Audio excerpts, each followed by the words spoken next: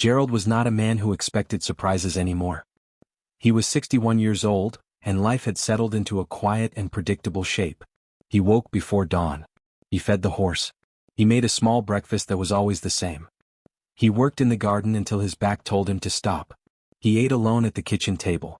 He went to bed when the sky turned dark. That was his life now, and he had made his peace with it.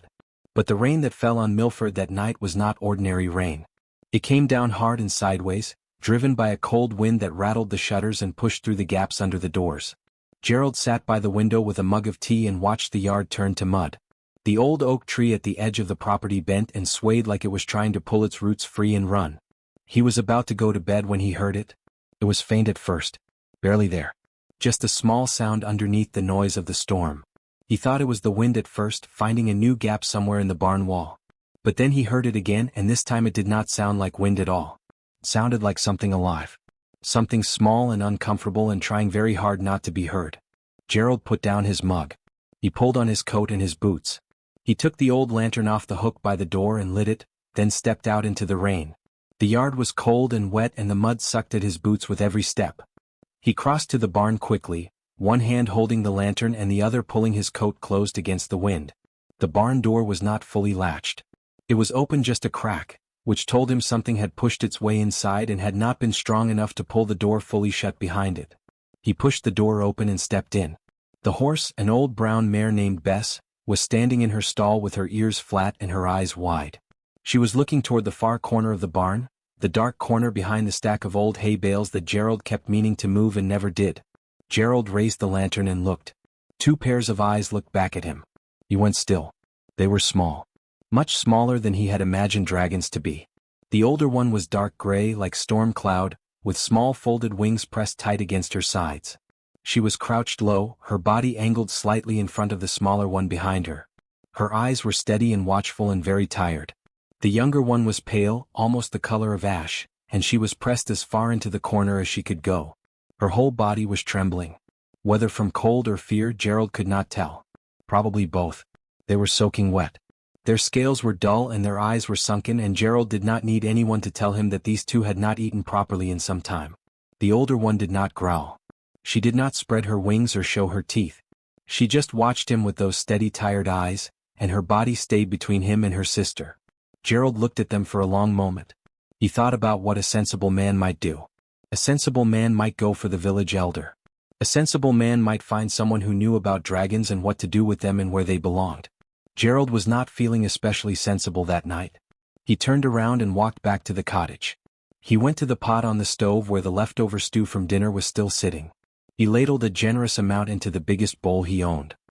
He carried it back to the barn, walked slowly across the hay-covered floor, and set the bowl down about 3 feet in front of the two sisters. Then he stepped back and sat down on the nearest hay bale and said nothing at all. The younger one poked her head out from behind her sister and looked at the bowl. She looked at Gerald. She looked at the bowl again. The older one watched Gerald for a long moment with those careful eyes. Then, slowly, she lowered her head and nudged the little one gently toward the food. Gerald sat in the warm quiet of the barn with the lantern burning beside him and listened to the rain on the roof. He did not move. He did not speak. He just let them eat. For the first time in a long time, the barn did not feel empty.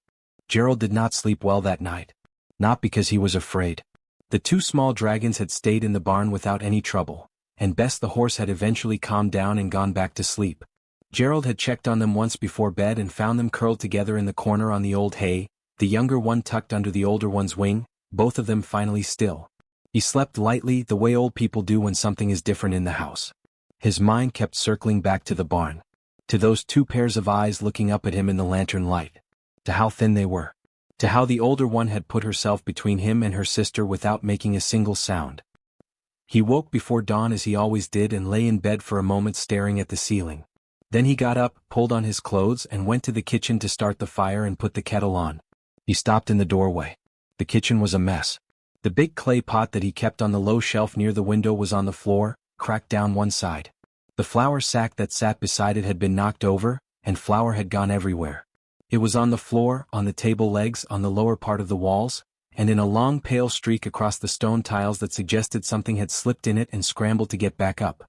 Standing in the middle of all of it were Ember and Ash. Ember, the older gray one, was completely still.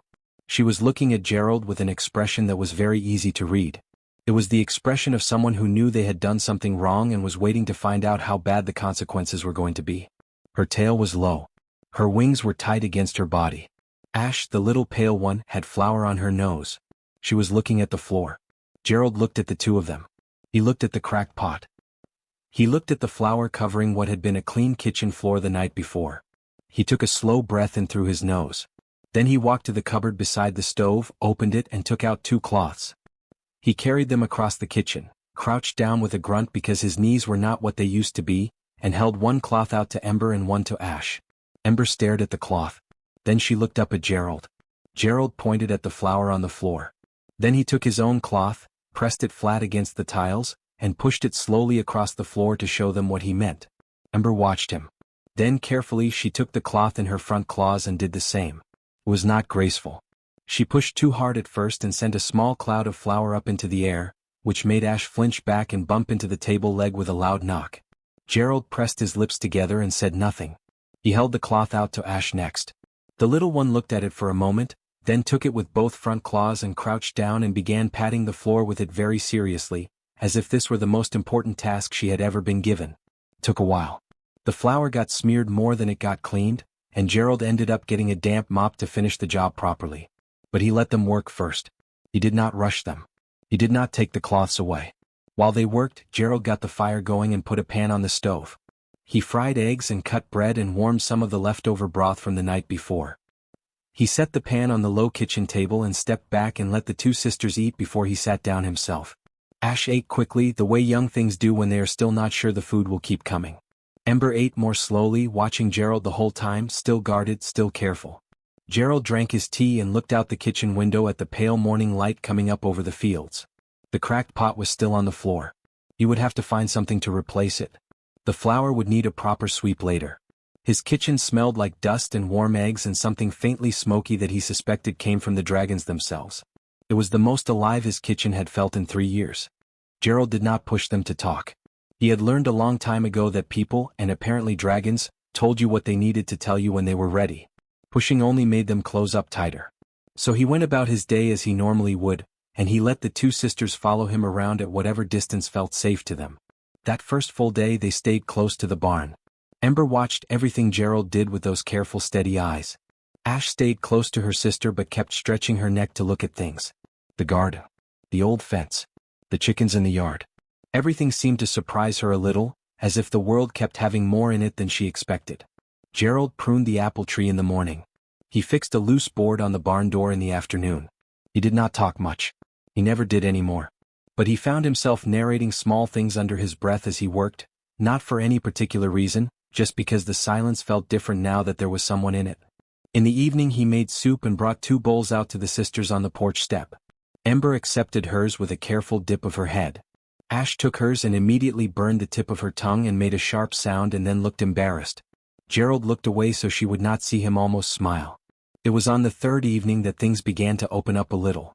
Gerald was sitting by the fire after supper, his old chair pulled close, a book open in his lap that he was not really reading. Ember came inside slowly, which surprised him, because she had not come into the cottage since the flower incident. She stood near the doorway for a moment.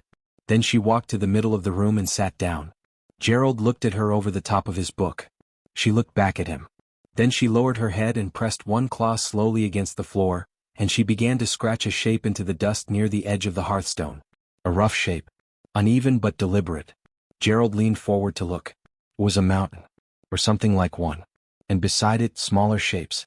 Rocks maybe. Or buildings. And then lines coming outward from the shapes, sweeping lines, wide and scattered. Destruction. That was what she was drawing. Something falling apart. Gerald sat very still and watched her work. She drew more. Bodies of water. Trees. A valley. And then marks over all of it, heavy pressing marks that scraped back and forth until the shapes underneath were broken and unclear. Gone, Gerald thought. She was telling him it was all gone. He nodded slowly. She watched his face when he nodded, checking it the way animals do, looking for what was real beneath the surface. Whatever she saw seemed to satisfy her. She sat back and looked at the drawing for a moment. Then she looked at Ash, who had appeared in the doorway without Gerald noticing. Ash came in and sat beside her sister. She was quieter than usual. She looked at the drawing on the floor and then looked away. Gerald thought about what to say. He thought about all the things a person might say when someone showed them that everything they had known was gone. He had heard many of those things said to him after and died, and almost none of them had helped. So he said nothing. He just looked at the drawing and then he looked at Ember and he nodded again in a way that he hoped said I understand. Not perfectly, but enough. Ember held his gaze for a long moment. And then very slowly, something in her shoulders came down. Not all the way, but some. She had been carrying it alone for weeks. Gerald could see that now. Every step she had taken through whatever wilderness they had crossed, she had been the one watching, the one listening, the one making sure Ash was still behind her. She had not had a single moment to stop and let someone else take the weight. Gerald got up quietly and put another log on the fire. When he turned back, Ash had moved. The little pale dragon had crossed the room and was sitting right beside his chair, close enough that her side was almost touching his leg. She looked up at him once, then looked at the fire and settled down with a small sigh. Gerald sat back down. He did not move her. He did not say anything. He just let her stay. The fire crackled. The wind moved outside. And something that had been locked tight in Gerald's chest for a very long time quietly, gently began to loosen. The weeks that followed were not dramatic. There were no grand moments. No sudden changes. Things shifted the way seasons shift, slowly and without announcement, until one day you looked around and realized everything was different from how it used to be. Ember started helping with the firewood first. Gerald had not asked her to.